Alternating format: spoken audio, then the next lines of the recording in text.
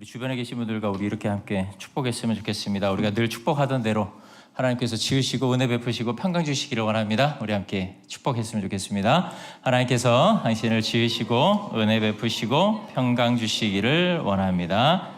아멘. 이 약속의 말씀을 믿으십니까? 아멘. 이 약속의 말씀을 꼭 믿으셔야 됩니다. 이 약속의 말씀은 살아 있습니다. 그리고 이 말씀의 이 약속의 주체가 누구시죠? 하나님입니다. 그러면은 은혜와 평강을 주시는 분이 누구세요? 하나님입니다. 그 하나님을, 이 약속을 믿는다는 것은 곧 하나님을 믿는 것입니다. 이 약속의 말씀을 믿고 우리가 그렇게 함께 고백하고 날마다 그렇게 선포할 수 있는 그런 삶을 살 수 있기를 간절히 소망합니다. 깨라고 있는 것이 아니라 지키라고 있는 것이 있습니다. 뭔지 아십니까? 약속이죠. 제가 그래서 약속에 대해서 앞에서 계속 강조를 드렸습니다. 약속은 기본적으로 무엇을 바탕으로 할까요? 무엇을 이 기준으로 할까요? 그렇죠. 너무 잘하시네요. 신뢰입니다. 신뢰.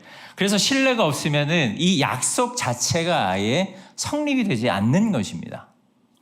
이 세상은 보이거나 보이지 않는 수많은 약속들이 존재합니다. 그리고 우리는 그 약속들을 이행하면서 살아가고 있습니다. 내가 이것을 지켜야지 해서 지키는 것이 아니라 이것은 당연히 지켜야지 우리가 모두가 우리 사회적 약속이라는 것도 있고 또 우리가 태어나면서부터 배워온 많은 기준들이 있습니다. 그것을 지키는 것이 인간의 도리이고 또 그 약속을 지키는 것이 서로에게 신뢰를 쌓아가는 것이기도 합니다.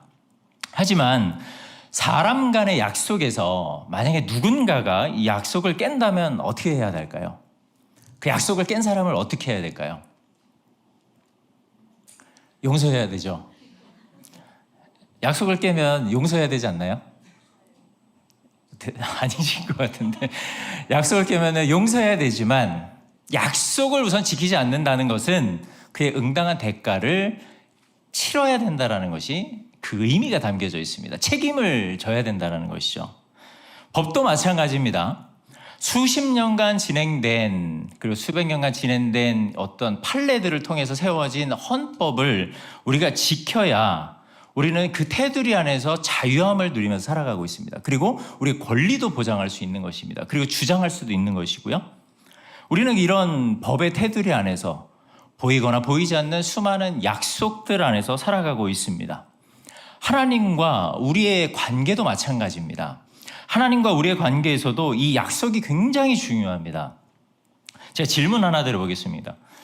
하나님께서 하신 약속은 일방적일까요? 아니면은 일방적이라는 말의 반대말을 제가 못 찾아서 일방적일까요? 아니면 이렇게 쌍방적일까요? 이게 맞는 표현인지 잘 모르겠습니다. 일방적일까요? 아니면 쌍방적일까요? 어떻게 생각하십니까? 일방적이라고 생각하십니까? 하나님의 약속은요, 일방적입니다. 하나님의 약속은 기본적으로 일방적입니다. 하지만 조건부 쌍방적도 있습니다. 조건부입니다. 뭐를 반드시 해야만, 이렇게 해야만 하는 이 조건부 약속도 존재합니다. 성경의 모든 말씀은 이런 의미 속에서 수많은 약속들로 이루어져 있습니다. 한 예로 출애굽기의 핵심은 뭘까요? 출애굽이죠. 출애굽의 핵심은 애굽 땅에서 나오는 것 아닌가요? 저는 그렇게 생각합니다. 출애굽의 핵심은 출애굽을 하는 것이 핵심입니다. 아닌가요? 맞죠? 그러면은 출애굽의 핵심은 출애굽을 하는 것인데 목적지가 정해져 있나요? 정해져 있지 않나요? 정해져 있죠. 어디입니까? 가나안 땅이죠. 그 땅을 성경은 뭐라고 말씀합니까? 약속의 땅입니다. 그러니까 성경은 계속해서 이 약속을 강조하고 있습니다. 언약도 마찬가지입니다. 이 언약도 이 구약의 역사들 그리고 신약까지 쭉 역사를 보면은 아브라함의 언약, 아브라함과의 맺으신 약속들, 다윗의 약속들, 그 약속들 때문에 하나님께서 차마 어기실 수 없는 그 약속들이 존재해서 하나님도 뜻을 굽히시는 일들이 굉장히 많이 있지 않습니까? 그러니까 하나님께서는 이 약속들을 일방적으로 하셨지만 하나님도 이 약속을 신실하게 지금 지키시고 계신다는 것입니다. 아무리 이스라엘 백성들이 출애굽을 해서 약속의 땅으로 가는 것이 정해져 있지만 그들이 계속해서 죄를 짓고 오히려 우상을 숭배하고 하는 짓들을 보면은 사실 약속의 땅으로 가는 것 자체가 허락되지 않아야 하는 것이 마땅합니다. 하지만 하나님께서는 이스라엘 백성들을 내가 너희를 약속의 땅으로 인도할 것이라는 이 말씀 때문에, 신뢰 때문에 하나님께서는 그들을 약속의 땅으로 인도하신 것입니다. 오늘도 역시나 그 약속에 대한 이 말씀이 기록이 되어 있습니다. 사실 일방적인 이 약속으로 시작을 했지만 이 일방적인 약속이 조건부의 쌍방적인 약속도 있다고 말씀을 드렸잖아요. 그런데 이스라엘 백성들이 이 조건부의 약속들을 지키지를 않습니다. 지키지를 않기 때문에 이 언약이 깨어지고 약속이 깨어지고 서로의 신뢰가 깨어지고 그런 과정 중에서 하나님께서는 다시 또 한 번 이스라엘 백성들에게 약속을 세우시는 이 말씀이 기록이 되어 있는 것입니다. 오늘 이 말씀을 통해서 하나님께서 우리에게 주신 이 약속들이 얼마나 정말 중요한지, 그리고 그 약속들을 우리가 얼마나 신뢰하고 있는지, 그리고 하나님은 지금도 이 약속을 지키시기 위해서 우리의 삶에서 어떻게 개입하시고 역사하시는지를 우리가 함께 깨닫는 시간이 될 수 있기를 간절히 소망합니다. 우선 이 에스겔, 우리가 리딩 지저스를 따라서 지금 에스겔을 계속 보고 계신데 어떻게 에스겔서 말씀을 묵상하시면서 느낌이 어떠십니까? 좋으시죠? 네. 말씀이 좋으시죠? 예. 에스겔서의 말씀을 자세히 보시면은 사실 이제 왔다 갔다 하는 내용들도 있고요. 그리고 분명한 메시지도 있고 이것이 지금 바벨론에서 있는 얘기인지 이것이 예루살렘에서 있는 얘기인지 헷갈리는 부분들도 있습니다.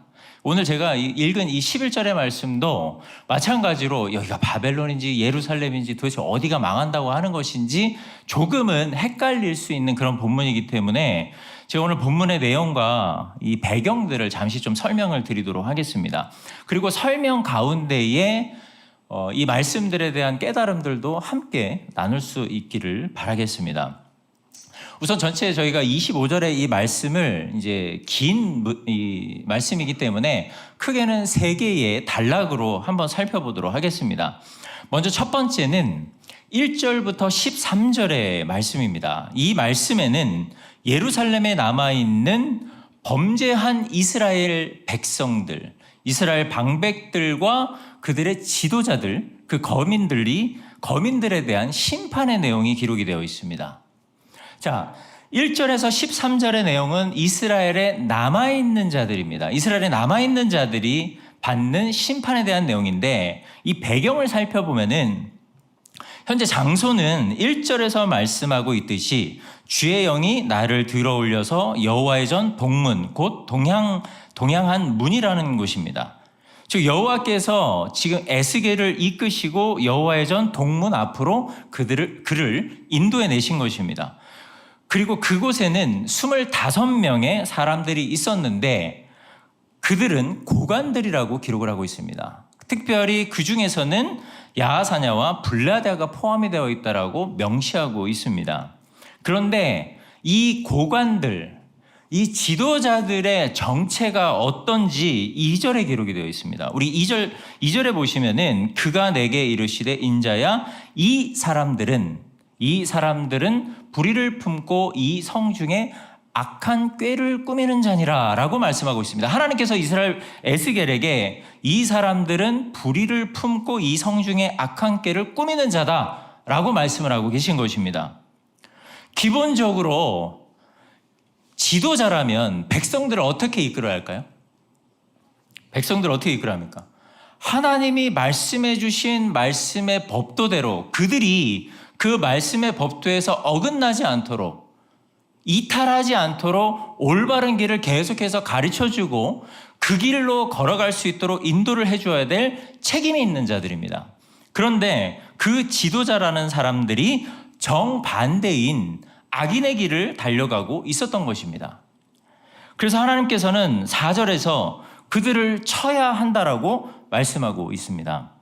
하나님께서 말씀하신 심판에 관한 내용이 바로 5절에서 12절에 기록이 되어 있습니다. 그 내용을 보면은 당시 지도자들은 고기를 안전하게 보관하는 것을 가마처럼 여기고 그 가마가 곧 예루살렘이다라고 이야기를 하면서 너희가 예루살렘에 있으면 이 가마 안에 잘 보관된 고기처럼 너희들은 안전할 것이다라는 이야기를 합니다.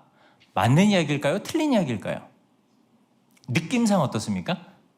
틀린 이야기죠. 느낌상 이건 분명히 틀린 이야기입니다. 왜냐하면 앞전에 말씀을 드렸죠. 이들은 현혹하는 자들이라고, 악한 꾀를 꾸미는 자들이라고. 그러니까 지도자라는 사람들이 지금 백성들에게 너희가 예루살렘에 있으면 우리는 가마에 있는 고기처럼 안전할 것이다라고 이야기를 하고 있는 것입니다. 현혹시키고 있는 거죠. 이것이 바로 악한 꾀를 내어 백성들을 하나님으로부터 멀어지게 한 그 고관들, 지도자들의 죄였습니다.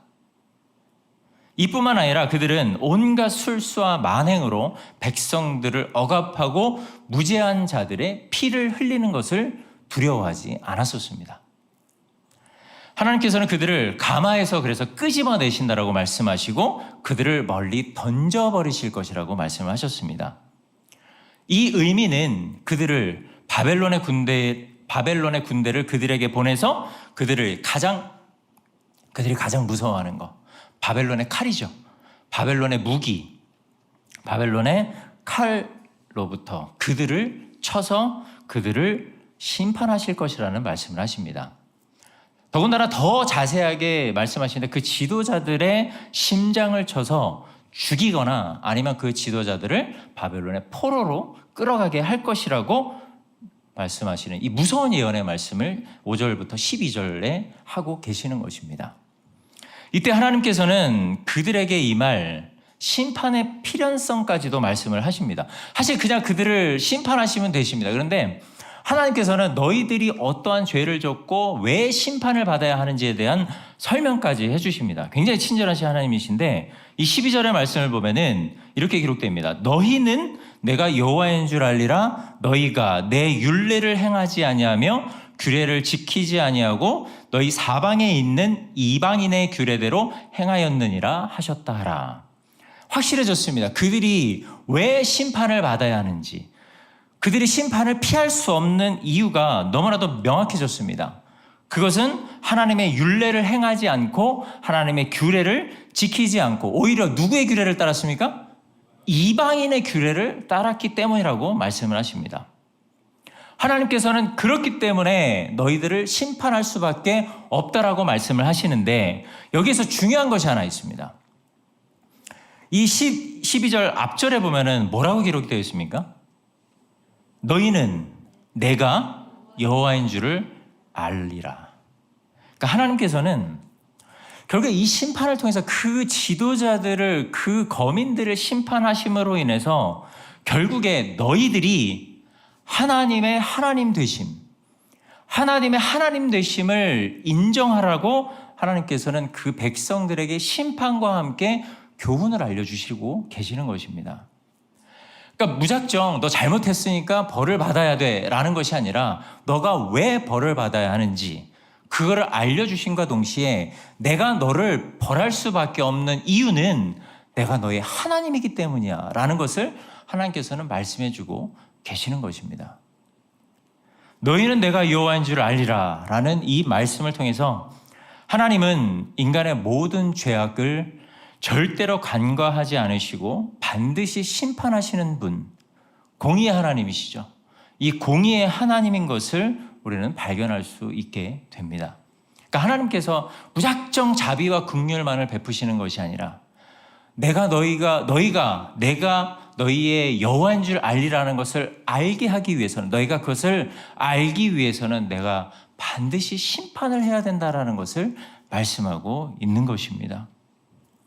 특히 하나님께서는 우리가 가장 간과할 수 있는 죄, 그 죄가 뭐냐면은 바로 너희 마음에 일어나는 것.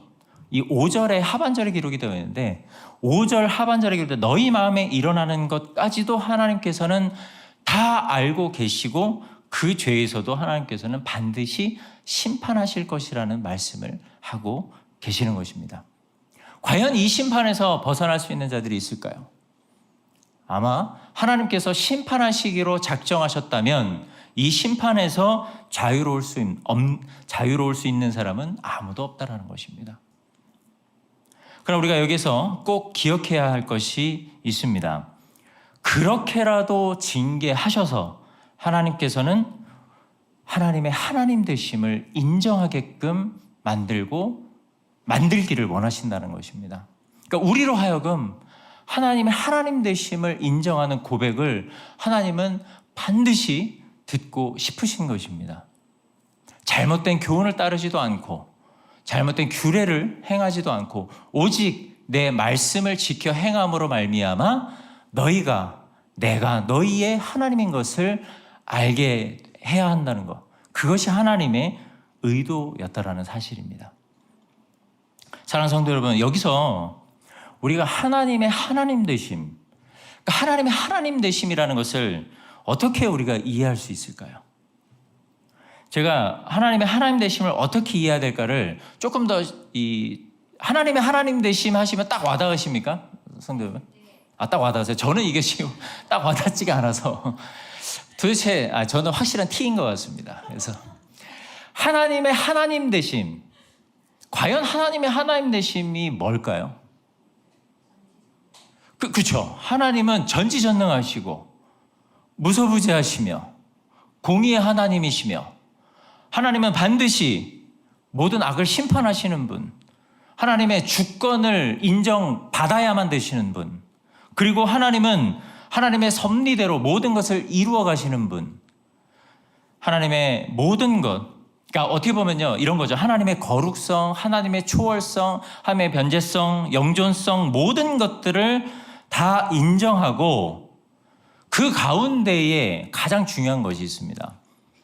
하나님의 구원의 역사, 이 하나님의 구원의 역사를 인정하는 것, 그 주체가 바로 하나님이시라는 것, 구원을 이루시는 분이 하나님이시라는 것, 이것을 인정하는 것, 이게 바로 하나님의 하나님 되심을 인정하는 것입니다. 우리가 알고 있는 모든 신학적인 용어를 다 동원해서 그 하나님, 그런데 그 하나님께서 무엇을 이루신다고요? 구원을 이루시는 분, 그것을 인정하는 것이 곧 하나님의 하나님 되심을 인정하는 것이라고 믿습니다. 그리고 그것을 인정하는 것이 곧 믿음입니다. 이런 하나님 앞에서 우리는 아무것도 숨길 수 없는 존재가 되는 것이죠. 하나님은 우리의 마음, 우리의 모든 생각과 우리의 마음의 중심이 무엇인지까지도 하나님께서는 다 감찰하시는 분이십니다. 우리가 아무리 그럴듯하게, 우리가 아무리 우리 자신을 포장하고 믿음이 있는 것처럼 보인다 할지라도 하나님은 그것을 반드시 아신다는 것입니다. 심지어 우리가 믿음으로 행한, 입술로 믿음으로 행하는 이 행함에 있어서도 그 기준이 무엇인지 하나님께서는 다 아신다는 것입니다. 굉장히 무서운 말씀입니다. 내가 하는 이 모든 의도를 누군가가 다 알고 있다라고 한번 생각해 보십시오. 무섭지 않으세요?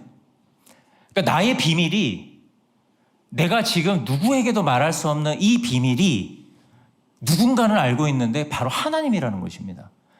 내가 무언가를 이야기하는데, 내가 무언가를 아주 좋은, 정말 뭐라 표현할까요?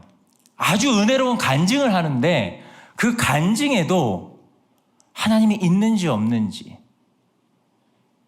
그것이 진실인지 아닌지를 하나님이 아신다는 겁니다. 굉장히 무서운 말씀입니다. 우리가 과연 하나님 앞에서 살아갈 때 어떠한 마음으로 살아가야 될까요?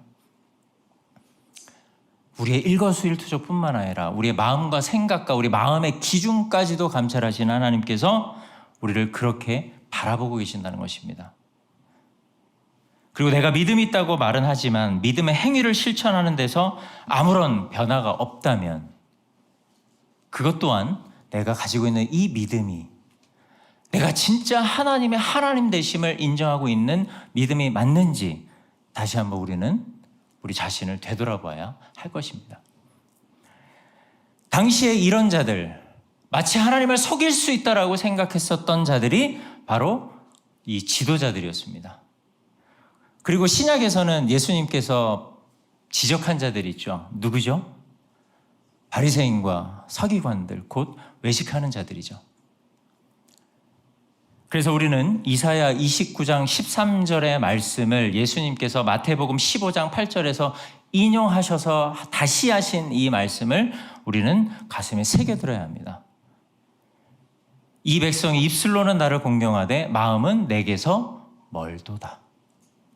입술로는 하나님을 찬양하고 하나님을 공경하고 하나님의 주권, 하나님의 하나님 되심을 인정한다라고 고백은 하지만 정작 그들의 마음은 내게서 멀도다. 하나님의 그리고 예수님의 이 경고의 메시지, 우리의 마음을 후벼 파는 우리의 마음을 감찰하시는 이 주님께서 하시는 이 말씀을 우리는 반드시 새겨 들어야 할 것입니다.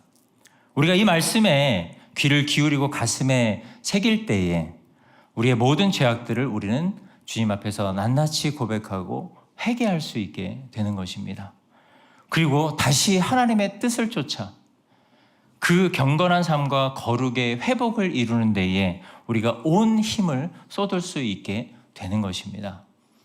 그래서 사랑하는 성도 여러분, 우리의 마음을 감찰하시는 하나님 앞에 우리가 숨길 수 있는 것은 아무것도 없습니다.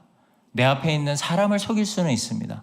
하지만 하나님은 결코 속일 수 없다라고 하신 이 말씀을 우리는 새기면서 우리의 마음이 하나님으로부터 멀어지지 않는 그런 하늘 백성들이 될 수 있기를 간절히 소망합니다.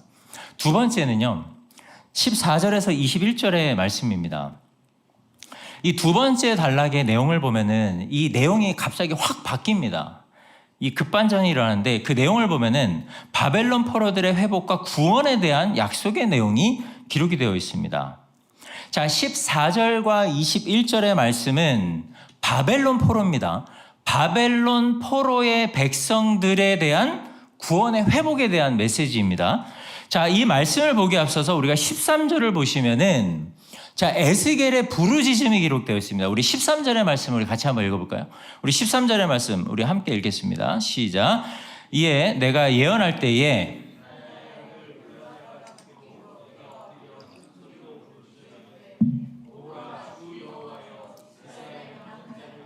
멸절하시고자 하시나이까 하니라. 아멘. 여기서 보시면은 에스겔이 내가 엎드려 큰 소리로 부르짖어 이르되 라고 이야기합니다.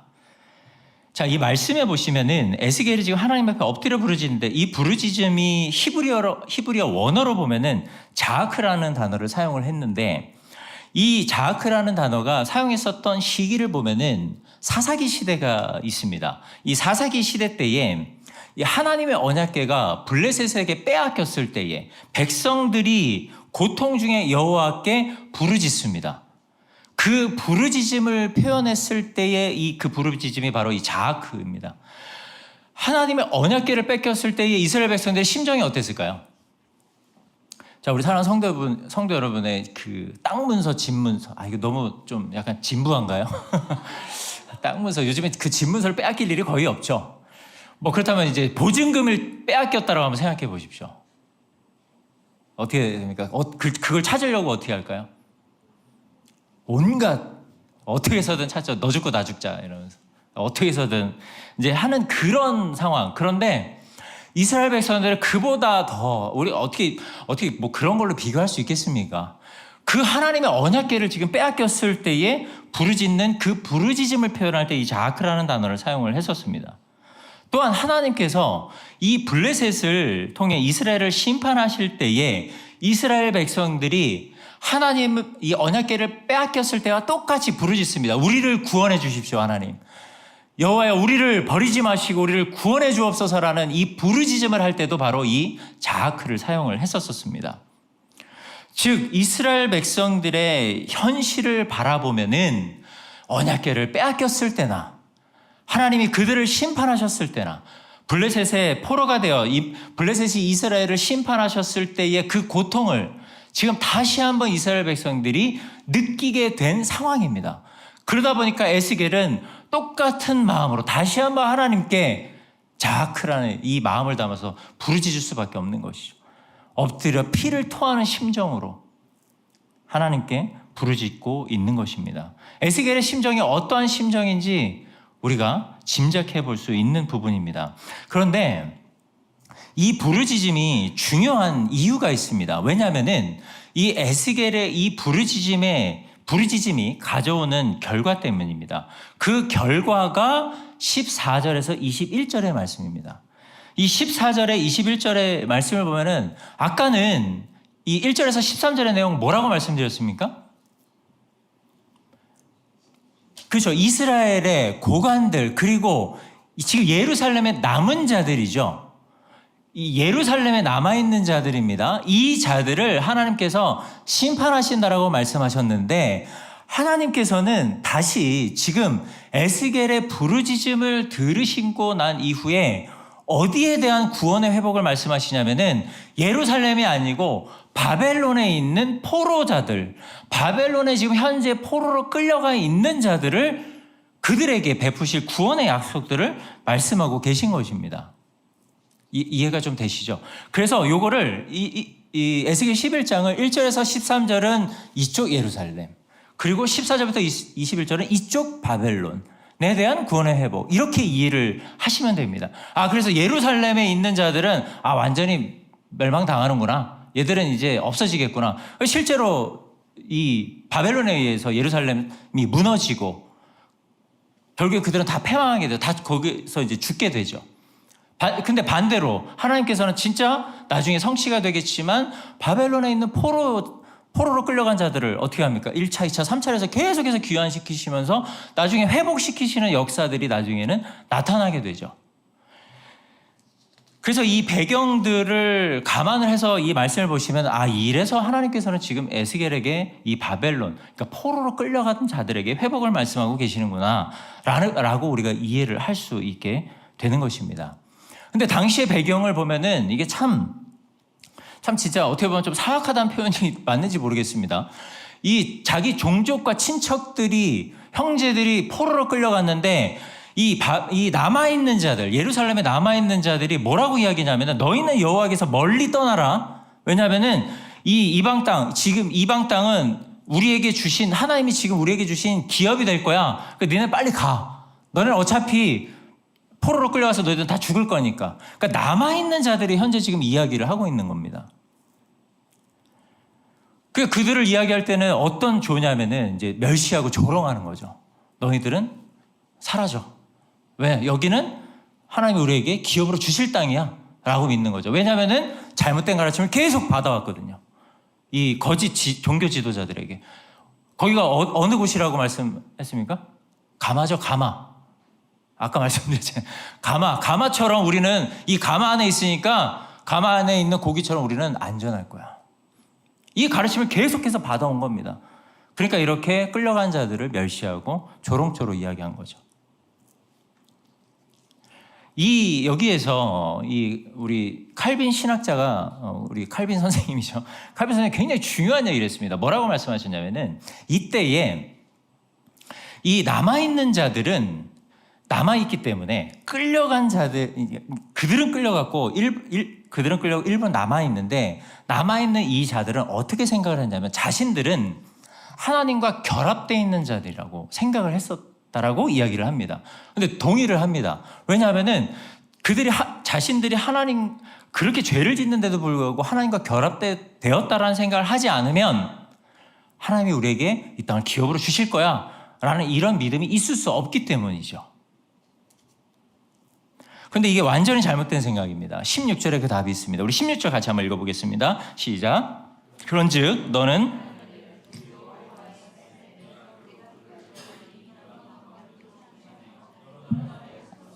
그들이 도달한 나라에서 내가 잠깐 그들에게 성소가 되리라 하셨다 하고, 지금 하나님께서는요 이미 예루살렘을 떠날 준비를 하신 겁니다. 이미 떠날 준비를 하셨고 오히려 포로로 끌려간 자들에게 가실 것이라는 이야기입니다. 여기서 우리가 한 가지 생각해 볼 것은 지금 포로로 끌려가게 하신 분이 누구세요? 하나님이죠.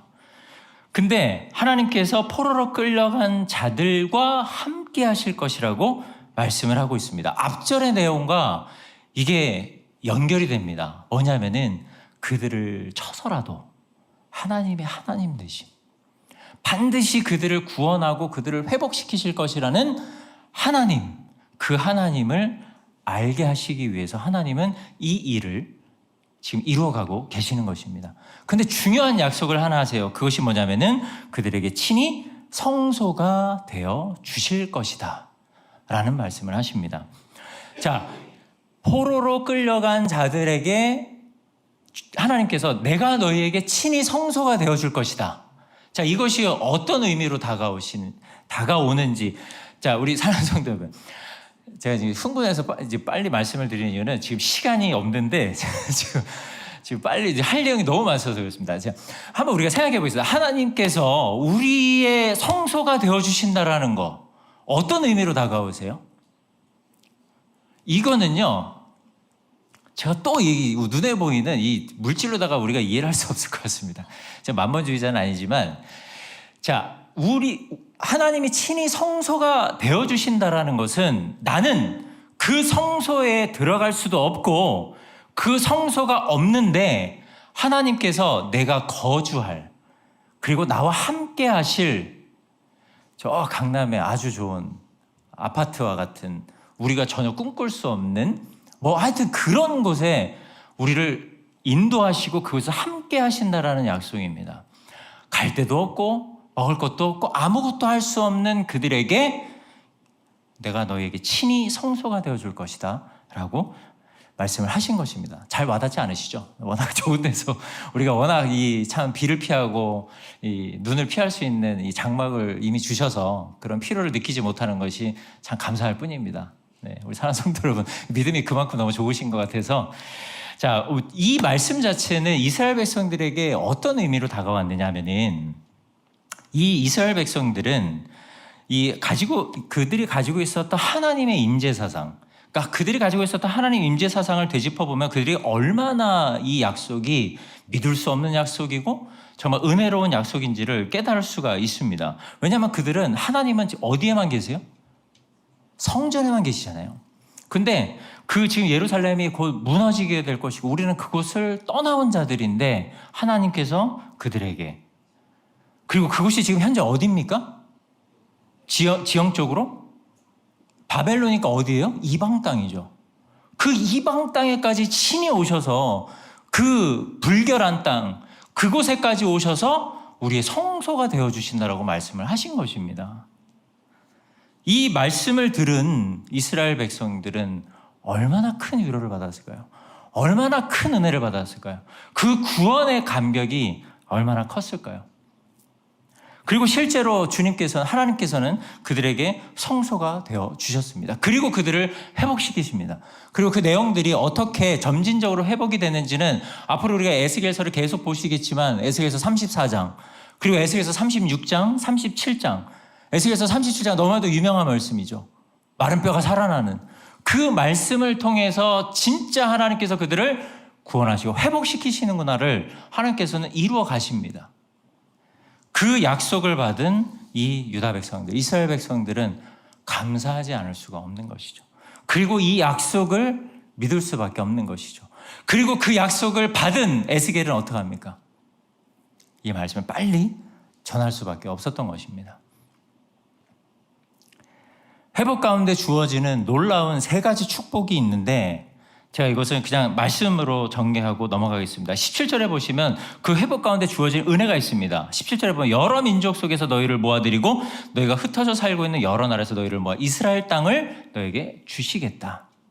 두 번째는 19절입니다. 그들에게 한 마음을 주고 새로운 영을 그들에게 넣어 주시겠다라는 것입니다. 요거는 좀 설명을 드리겠습니다. 이것은 과거 유다의 백성들은 여호와 하나님만을 섬겨야 되는데 우상도 섬기면서 우상과 하나님 사이에 갈팡질팡하는 그런 마음들을 가지고 있었습니다. 그런데 하나님께서는 분열되지 않는 한 마음을 그들에게 허락해 주신다는 것입니다. 즉 순전하고 성결케 하는 마음을 허락하셔서 그들에게 새 영을 부어 넣어 주심으로 말미암아 하나님과 온전한 결합, 언제나 연합을 이룰 수 있도록 하나님께서는 은혜를 주시겠다라는 것을 약속해 주셨습니다.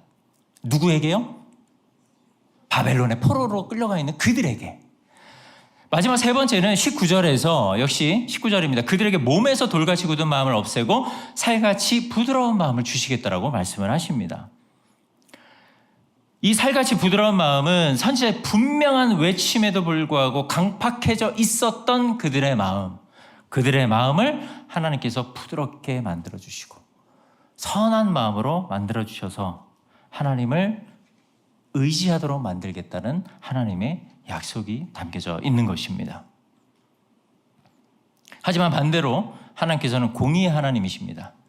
그렇게 공의의 하나님이기 때문에 마음속으로 보기 싫고 역겨운 우상을 섬기는 그들에게는 하나님께서 내가 그들의 행실대로 그들의 머리 위에 갚아주겠다라고 마지막에 또 경고의 메시지를 하십니다. 이처럼 하나님께서는 분명한 심판이 있지만 분명한 회복의 말씀도 하십니다. 그렇지만 그 회복의 말씀 가운데도 또 분명한 심판의 말씀을 하고 계십니다. 하나님을 경외하는 당신의 백성들을 절대로 포기하지 않으시는 분입니다. 아무리 세상이 핍박을 가하고 세상에서 우리가 고난을 겪는다 할지라도 하나님께서는 우리를 외면하지 아니하시고 친히 우리의 성소가 되어주실 뿐만 아니라 우리의 피난처가 되어주시는 분이십니다.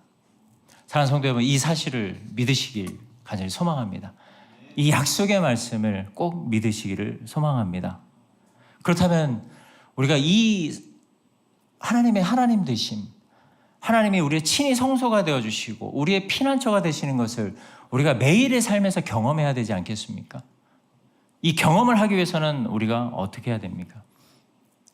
우리 마음에 있는 헛된 욕망과 정욕들을 버리고 우리에게 새 영을 날마다 부어주시기를 원하시는 그 하나님 앞에 우리는 나가야 할 것입니다.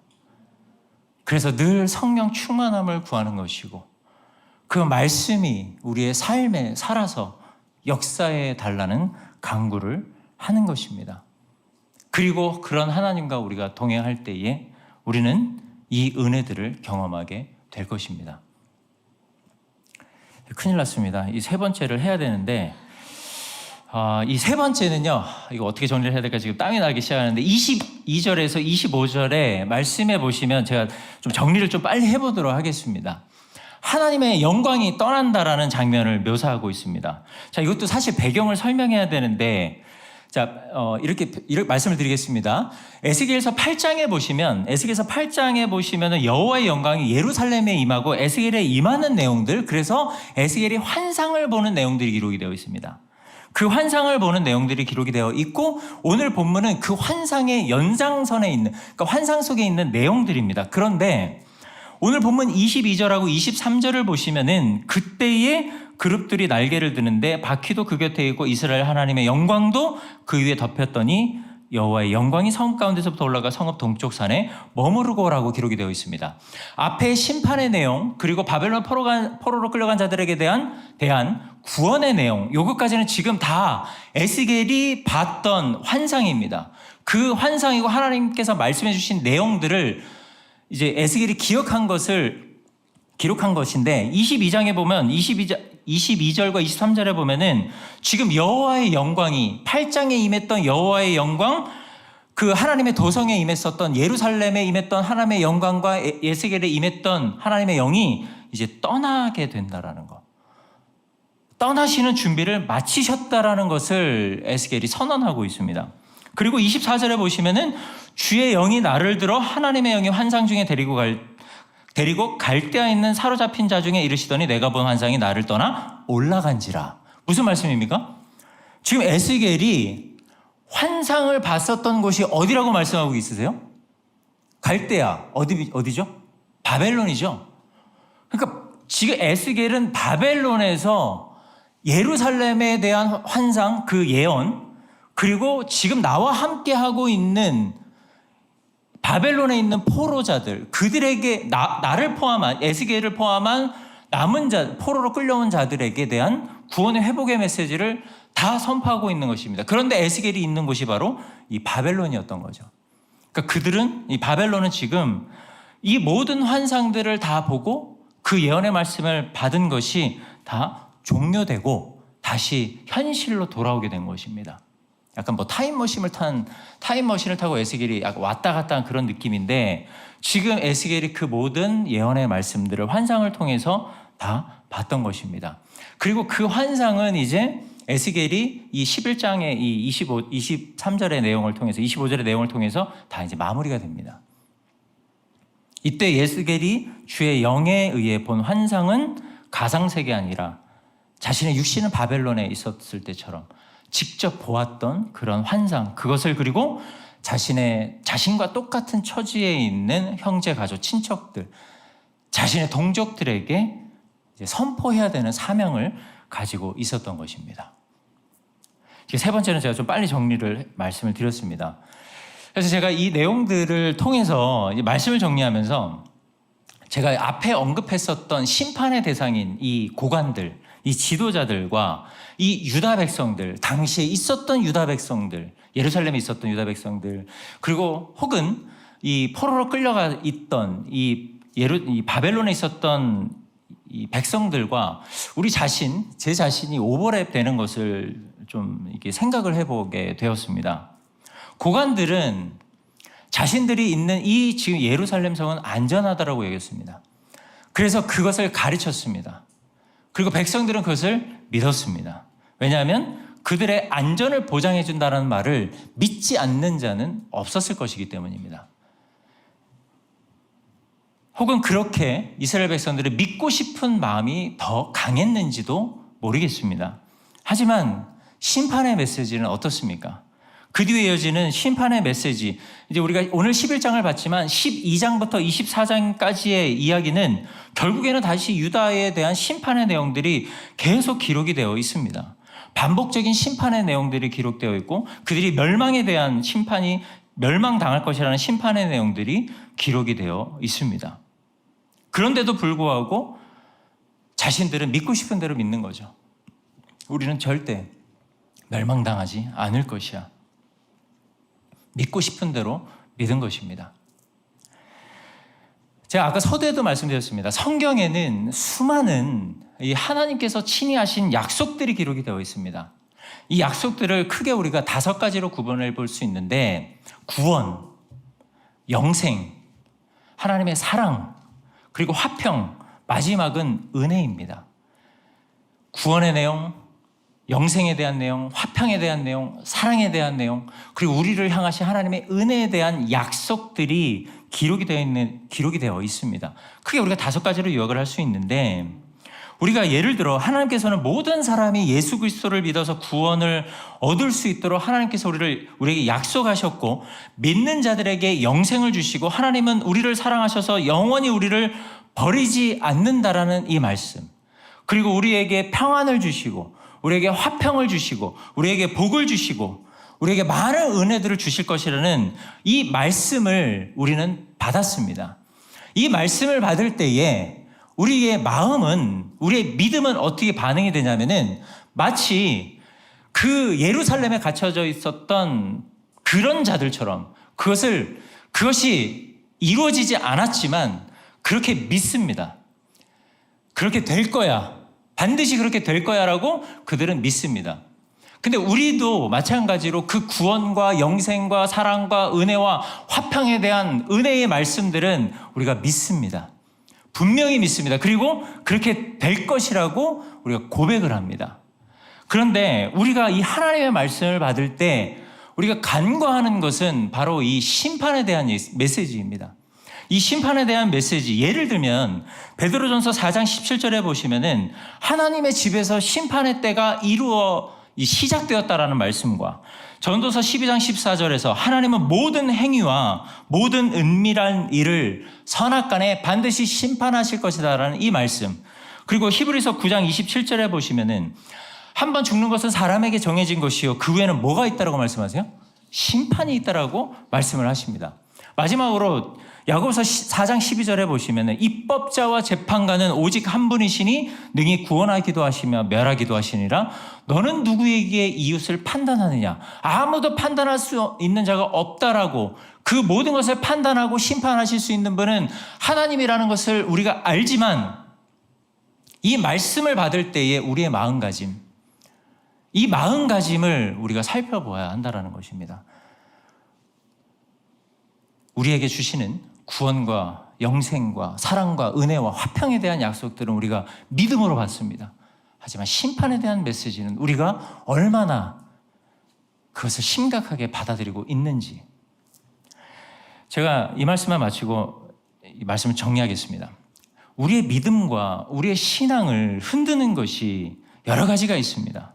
그러나 우리의 믿음을 흔들고 우리의 신앙이 균형적인 신앙을 가지지 못하게 하는 가장 큰 이유는, 가장 큰 원인이 되는 것은 뭐냐면은 우리가 하나님의 말씀을 선별적으로 받는다는 것입니다. 하나님의 말씀을 선별적으로 받아서 우리가 이걸 아전인수격으로 해석을 해버리는 것입니다. 나한테 유익이 되는 말씀, 이거는 받아들이고 아닌 것은 아닌 것으로. 하나님의 약속은 그런 것이 없습니다. 하나님의 약속은 모든 것이 반드시 이루어질 거라는 것을 우리는 믿는 것뿐입니다. 그래서 아까 서두에 말씀드렸죠. 하나님의 말씀은 일방적입니까? 아니면 쌍방적입니까? 일방적입니다.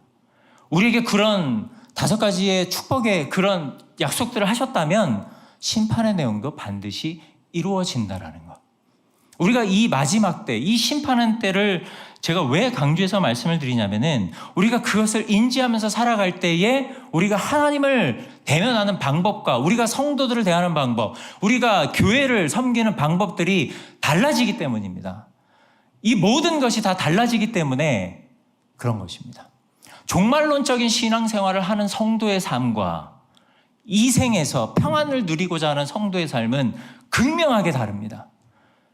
그 기준이 바로 이 심판입니다. 이 심판을 우리가 그래서 반드시 무겁게 받아들여야 한다는 것입니다. 사랑하는 성도 여러분, 부디 저와 여러분들, 저에게 하는 말씀입니다. 저에게 하는 말입니다. 그리고 성도분들과 제가 함께 우리가 이것을 깨달았으면 좋겠습니다. 마지막 이 시대에 참 진리가 무엇인지 구분조차 하기 힘든 이 어려운 시대에 우리가 진리를 깨달은 자라면, 진리를 깨달은 그 구도자라면 우리는 그 하나님의 말씀에 어떻게 됩니까? 하나님의 말씀이 우리의 삶의 방식이 되어야 합니다. 이 말씀을 꼭 드리고 싶습니다. 하나님의 말씀이 우리의 삶의 방식이 되고 하나님의 말씀이 우리의 삶의 방식이 되어서 내 삶의 모든 순간, 삶의 모든 영역에서 내가 도저히 거부할 수 없는 불가항력적인 하나님의 역사가 우리의 삶에서 일어날 수 있기를 간절히 소망합니다. 그 은혜가 우리에게 주어질 때에 우리는 하나님이 진짜 원하시는 그 전적인 순종이 우리의 삶을 관통하게 될 것입니다. 우리가 의지적인 순종이 아니라 보다 더 성숙한 그 하나님의 말씀이 나의 삶의 방식이기에 내가 그것을 거부할 수 없기 때문에 전적으로 순종할 수 있게 되는 이 복을 우리 모두가 누릴 수 있게 되기를 간절히 소망합니다.